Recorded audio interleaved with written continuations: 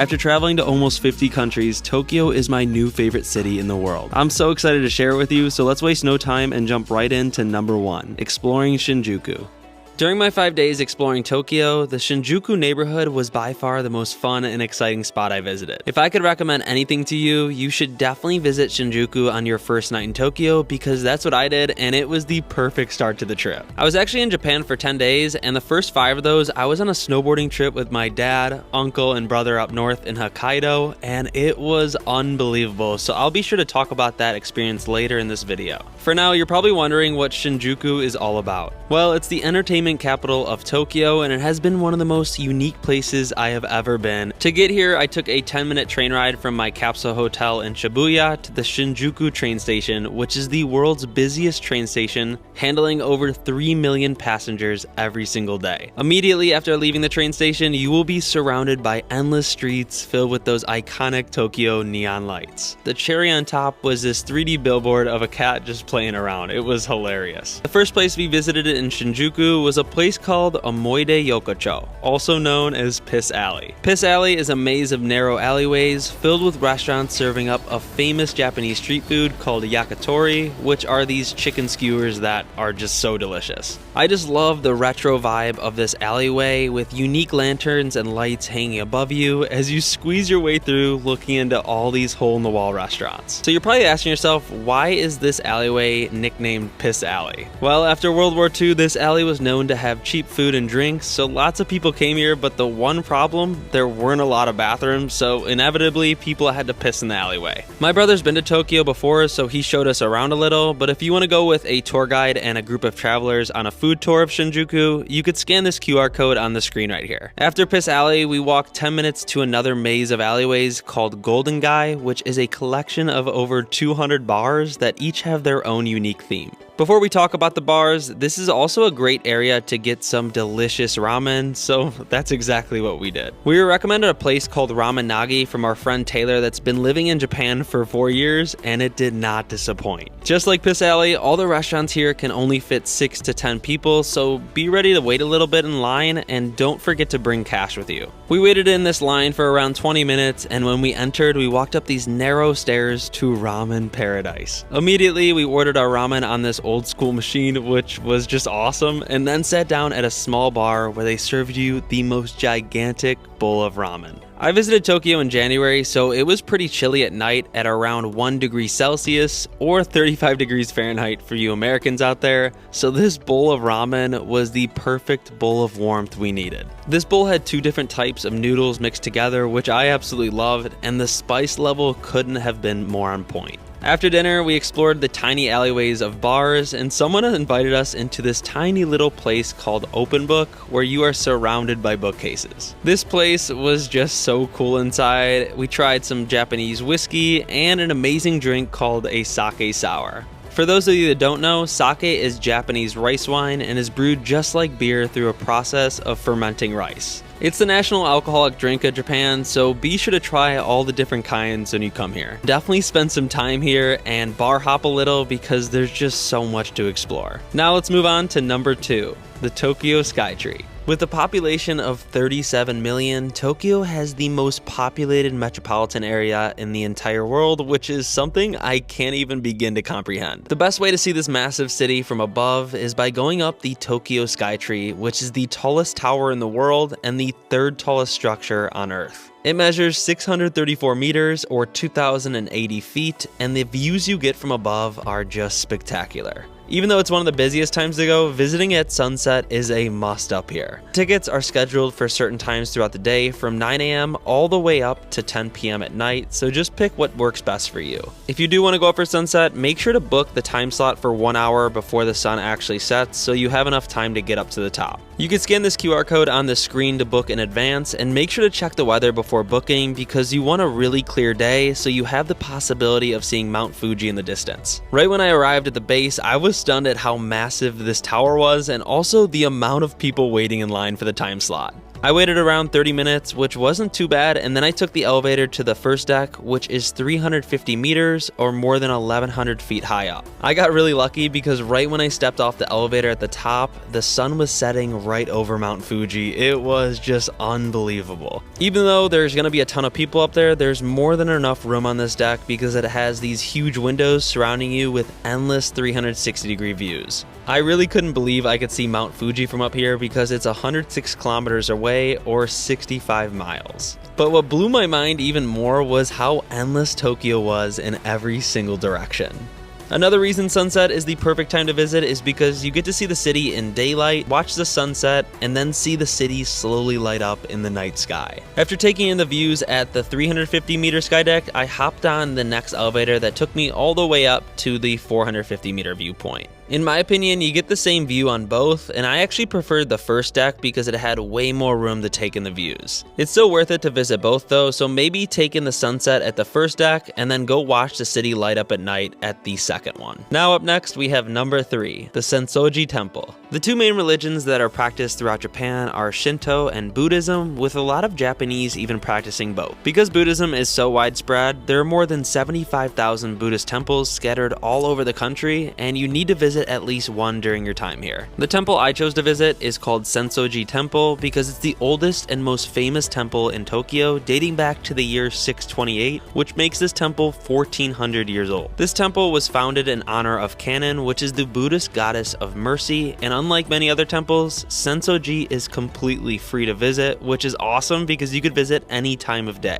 It's only a 15-minute walk from the Tokyo Skytree, so I came here right after dinner, and it was such a calming experience, and in my opinion, way more beautiful at night. Leading up to this temple is a shopping street lined with over 90 shops. Sadly, all the stalls were closed at night, but that was okay with me because it just meant less crowds. Right at the entrance of the temple is the Thunder Gate, which is one of Tokyo's most iconic landmarks. I couldn't get over the beauty of this gate with the 5-story pagoda right to the left of it. This pagoda actually represents the 5 elements of Buddhism, which are earth, water, fire, wind, and space. This isn't just a tourist attraction, it's a temple where millions of Buddhists come to pray, make offerings, and participate in rituals throughout the entire year.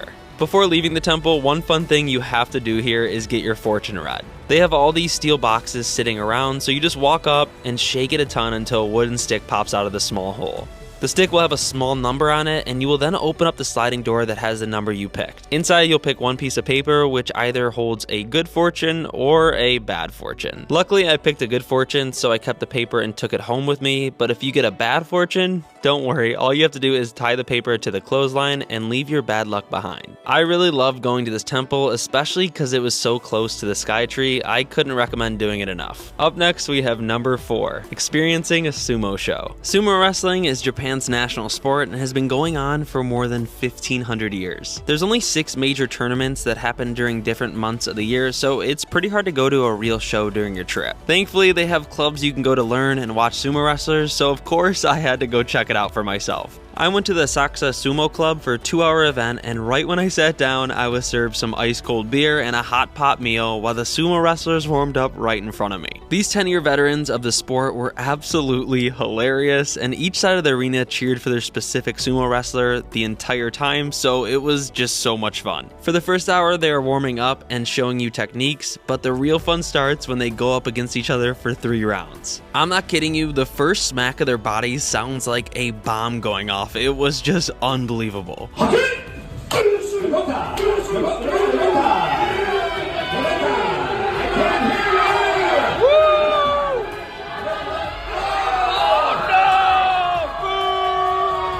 Just seeing these massive guys fighting in this ring is a sight to see. Their uniforms are ridiculous, their jokes are crazy, and it's just all around a good time. At the end, 8 people from the crowd were picked out and they got to put on sumo costumes and even got to fight the wrestler of their choice. I mean, some of these kids put up a strong fight. It was just hilarious. This was one of the most memorable things I did in Tokyo, and it's probably because of their wardrobe, because wow, they did not hide anything here. If you want to go to this exact same sumo club that I did, you could scan this QR code on the screen right here. Tickets are around $100 per person, which was a steal because I don't think I've laughed like this in a long time. Cutting in real quick to thank the sponsor of this video, Get Your Guide. These videos would not be possible without them. Get Your Guide is the #1 place to book unforgettable travel experiences with more than 110,000 things to do in over 150 countries around the world. During my time in Tokyo, I booked so many things through Get Your Guide, like that dance show or the sumo wrestling match, which was hilarious, and also even those entrance tickets to the Sky Tower, which was just unbelievable. Best part is you got everything in the app, like the QR code and meeting location, and my favorite part about Get Your Guide is you're able to cancel your tour or experience 24 hours up until it starts. You get all your money back. If you want to support Anna and I so we can keep making videos just like this one, all you have to do is book your tours through the links down in the description below, or those QR codes that you see pop up on the screen throughout our videos. It really helps us. We get a little bit of kickback. Thank you. Let's get back to the video. Woo! Now let's move on to number 5,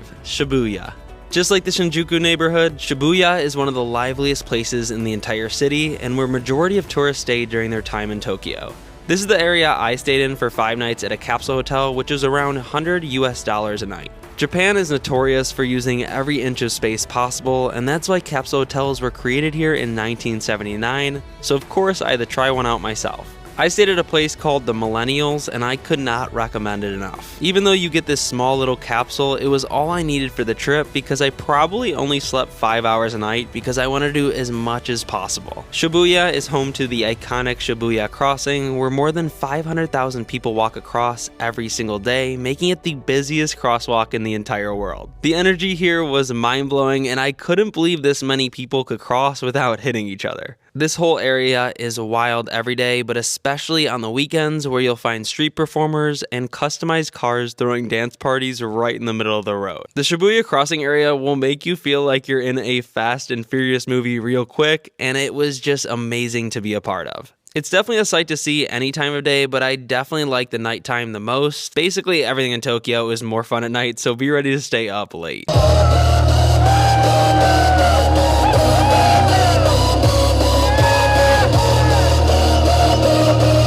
If you do come to the Shibuya crossing, make sure to explore all the buildings surrounding it because you will find the most interesting stores, like this Pokemon Center. Here you could pay around 1,700 yen to use a lounge filled with tables that have Pokemon mats. Inside you can live out your Pokemon dream as you sit with random opponents and face them in Pokemon while eating and drinking your heart away. One thing I wish I knew more about is Japanese anime because the amount of anime stores and events going on was endless in this area. I feel like I walked into so many different worlds I didn't know anything about, but at least I got to see all the excitement that people were feeling because these people were so happy. Also, I know watching people walk across the street doesn't sound that exciting, but if you do have the extra time, you can visit the Magnet, which is an observation deck high above the Shibuya crossing. You pay 1,600 yen or around $10 to enter, and that includes a beer or drink of your choice. I only spent around 15 minutes up here, so it was super quick, but definitely spectacular to see all those tiny humans walking across the street. Another fun spot to visit in Shibuya is a massive store called Don Quixote, which is 8 floors of every item you could ever imagine. It's a famous discount chain that is open 24/7 and is just so much fun to walk around and explore. I came here one day to get a suitcase because I bought way too many souvenirs, and I ended up getting even more stuff, including this cute cat stuffed animal for my wife and I's future baby that's not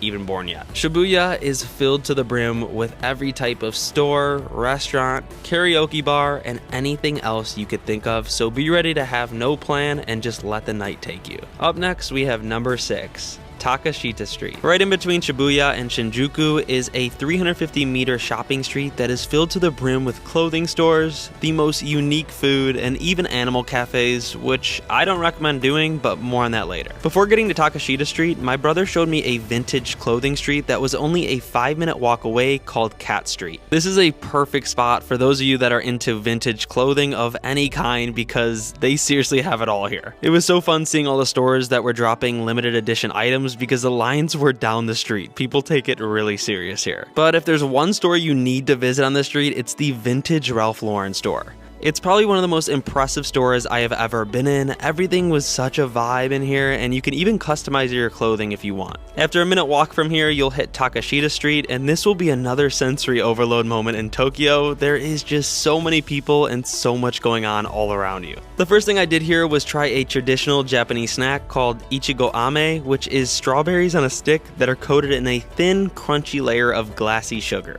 I still don't know how I feel about this one, but anything with sugar is good enough for my sweet tooth, let's be honest. There were so many places serving the craziest food I have ever seen, so definitely make sure to come on this street if you want to experience flavors you've never had in your entire life. Another thing I saw all over this street were animal cafes. I saw a mini pig cafe, cat and dog cafes, owl cafes, and even an otter cafe. Now, I know it sounds fun, but it definitely seemed off to me, especially because all day and night people are paying to go inside these small cafes to interact with these animals, and that just can't be good for them. Just try your best to stay away from these places, but definitely come to the street because it will be one of the most interesting spots you'll experience in Tokyo. Now let's move on to number 7. Japanese Dance Cabaret. I had a couple extra hours one day, so I decided to book this random Japanese dance show, and I seriously had no idea what I was getting myself into. This show was by far one of the most surprising and impactful things I experienced in Tokyo, and I could not recommend it enough. I'm not kidding you when I say this, I full on cried during this show and was not prepared at all for the storyline. It's a 2-hour experience where you show up an hour before to meet the cast that are all dressed up in traditional clothing, and everyone was so nice and welcoming. During the first hour before the show starts, you get served unlimited drinks, so be sure to get there on time so you get your money's worth. I don't really want to give anything away, but they basically storytell through dancing, so there's no talking and it's all music the entire time. The costume changes were phenomenal, and don't get me wrong, even though I cried, it was still a lot of fun and excitement. If you want to go to this exact same show, you could scan this QR code on the screen right here, and I cannot wait to hear what you think about it. Make sure to leave a small brief review down in the comment section after you go. Now up next is number 8, TeamLab Planets. If there's one thing I have seen constantly on social media, it's this immersive art installation.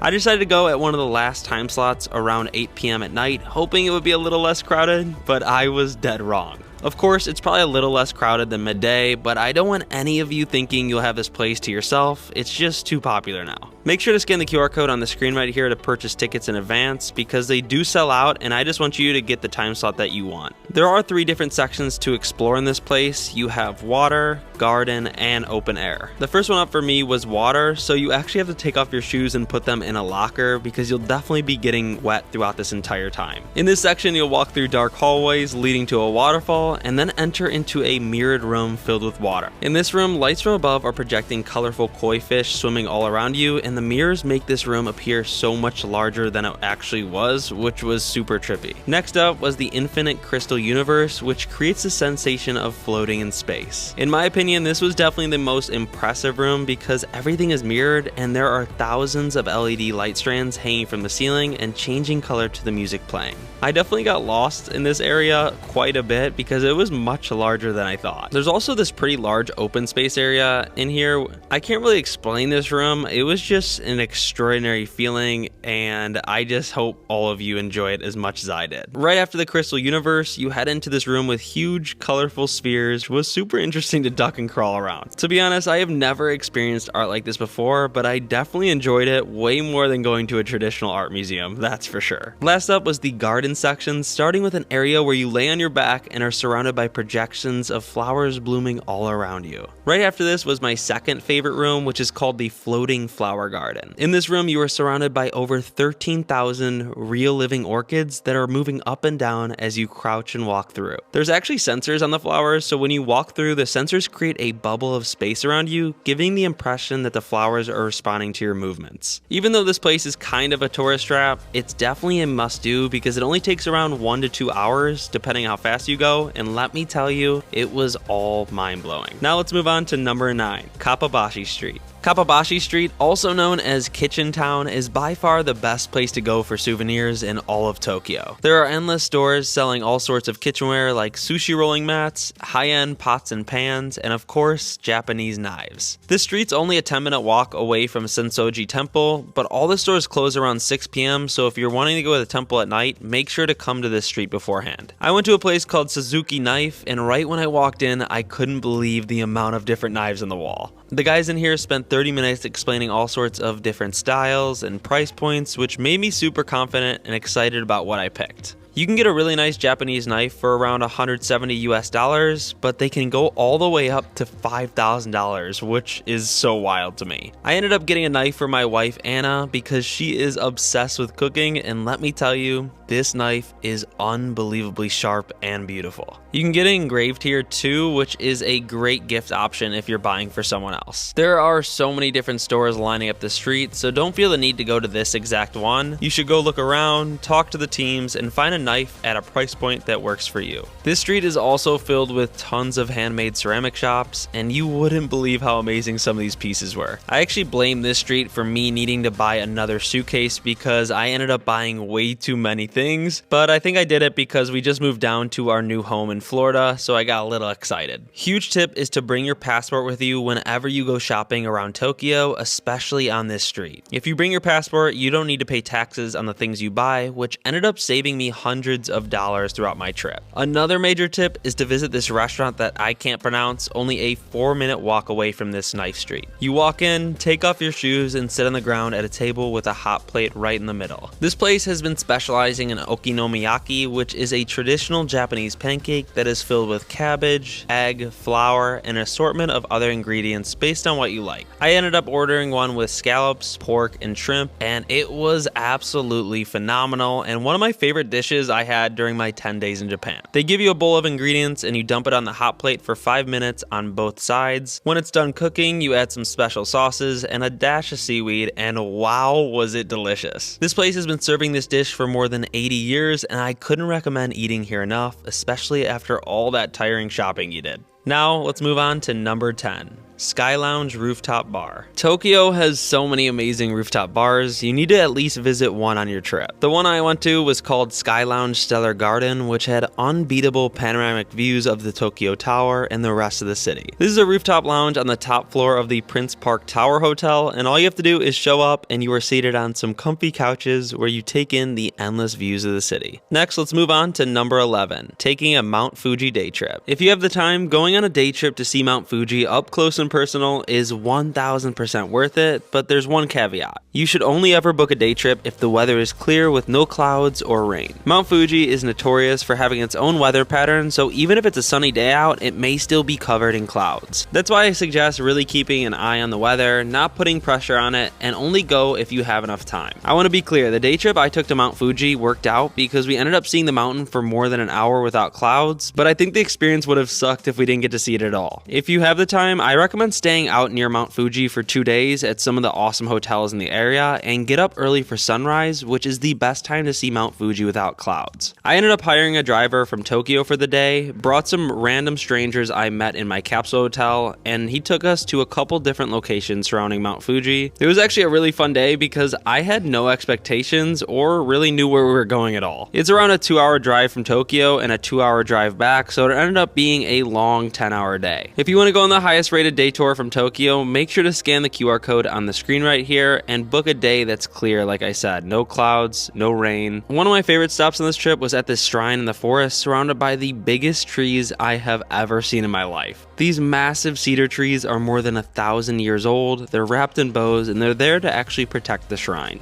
Of course, during this day trip, we visited the famous pagoda, which has some of the best views of Mount Fuji. Right when you get there, you'll have to walk up 400 stairs to the top where the pagoda is, but be careful because you might run into some bears or monkeys. We didn't end up seeing any when we were there, but I was actually super surprised to see these signs up here, so be careful no matter what. We visited during the middle of the day, so of course it was unbelievably crowded, but still the views were definitely worth it from up here. Mount Fuji is a UNESCO World Heritage Site and the highest mountain in Japan, standing at more than 3,700 meters high or 12,400 feet. It's almost a perfectly symmetrical cone shape, making it one of the most picturesque mountains in the entire world. Of course, the best time to come up here would be for cherry blossom season, which hits right at the end of March or the beginning of April. I have heard crazy things about the crowds and prices during cherry blossom season, so just be ready. I was in Japan during mid-January, and one of the pluses of wintertime is Mount Fuji is supposed to be the clearest during the months of December, January, and February. Last but not least, you can actually hike up Mount Fuji from early July through September, and it can take anywhere from 5 to 8 hours depending on the trail, style and speed you go. Now let's move on to number 12, snowboarding in Hokkaido. The reason I visited Japan in the first place was to go on a ski trip with my dad, brother, and uncle. For those of you that didn't know, Japan has the most snowfall in the world, with some ski resorts getting 15 meters or more than 600 inches of snow. From Tokyo, we flew into Sapporo Airport, which is on Hokkaido, Japan's northernmost island. After an hour drive, we stayed in a small coastal town called Otoru, and over the next 4 days, we snowboarded at Kiroro Resort. Let me tell you, I have never seen more snow in my entire life. It pretty much snowed nonstop for all 4 days we were there, which made snowboarding unbelievable, especially in the backcountry. Compared to the US, Japan is extremely cheap to go snowboarding, with lift tickets averaging around $55 per day, and rental gear averaging around $50 for boots, a snowboard, and helmet. The food, the mountain, the snow, the Japanese onsens were all just phenomenal, and I cannot wait to go back next year to try out another resort. I'm here to tell you, visiting Japan in the winter for a ski trip and pairing it with a couple other locations like Tokyo will be one of your favorite trips you go on, because it was definitely mine.